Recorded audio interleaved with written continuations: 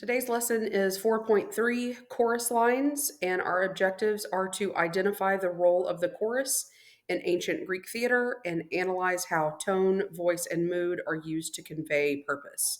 So we're going to read or we're going to watch the play where the chorus comes in. We're going to read the text of when the chorus comes in, and then we're going to take a look at what the purpose is of the chorus's role. In the page 463 in your blue workbook, you have this diagram that a little bit more clearly shows the difference between the logeon and the chorus. So you can see the chorus is down here, and then there's this raised stage here where the actors are performing. So you could just see the difference there a little bit better.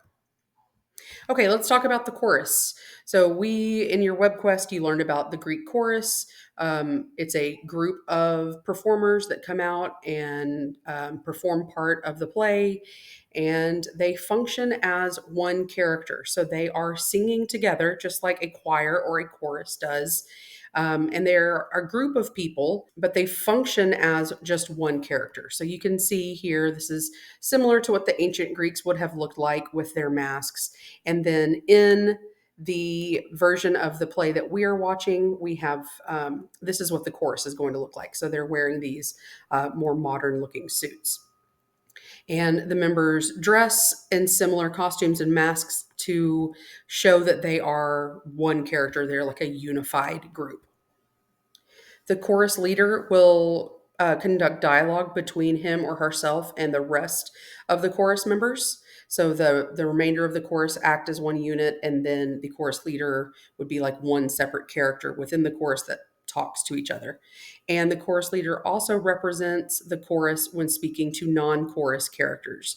So if the chorus needs to talk for whatever reason to the other characters in the play that are not part of the chorus leader is the one who does that. All right, let's move on and talk about odes. The chorus's part of the play is written in the form of an ode, which is a type of poem called a lyric poem.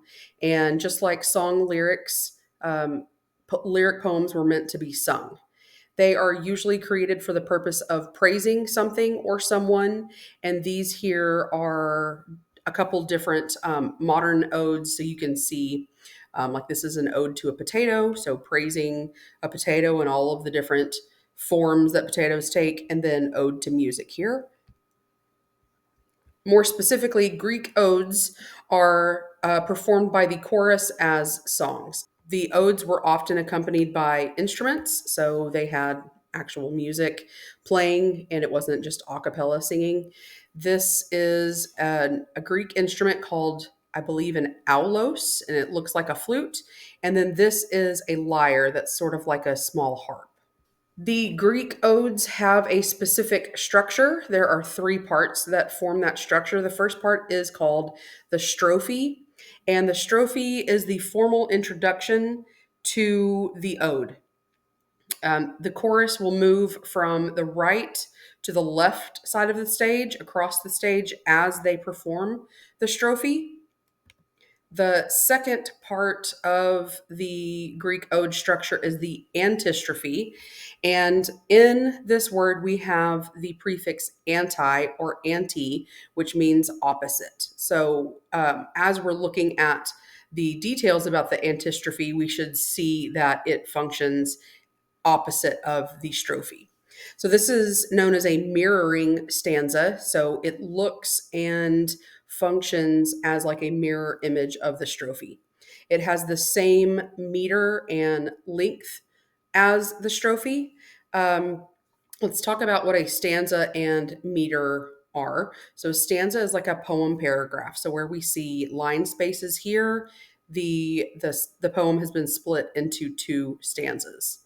And meter is any measurable pattern of rhythm within a poem. For example, limericks are a well known form of poetry that follow a particular rhyme scheme. So the first two lines rhyme, lines 3 and 4 rhyme with each other, and then line 5 rhymes with lines 1 and 2 to form a meter.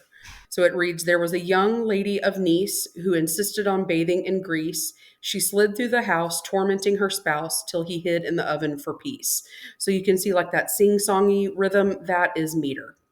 And The antistrophe is performed opposite of the way that the strophe is performed. So rather than moving from right to left, the chorus moves back across the stage from left to right, so furthering that mirror image idea. The last part of a Greek ode is the epode, and this is the concluding section. It has a different meter and length than the strophe and antistrophe, so it shows a distinct shift there in that the structure is different. Something to note, it may be difficult to recognize the structure of Greek odes because in their original form they were written in ancient Greek and then they were translated to English or other languages. And sometimes some things get lost in translation, like the structure. So it might not be so easy for us to recognize, but in our workbook, the parts will be labeled. And the last thing I want to talk about, when talking about moving from right to left on the stage, stage directions are from the point of view of the performers or the actors in the play. So upstage is actually going like backwards, downstage is going forwards toward the audience. Stage right would be the performer's right hand side. So this point of view here is if we were standing on the stage and looking at the audience. So stage right is to the actor's right as they're looking out at the audience. Center stage is right there in the middle. And then stage left would be on the actor's left hand side.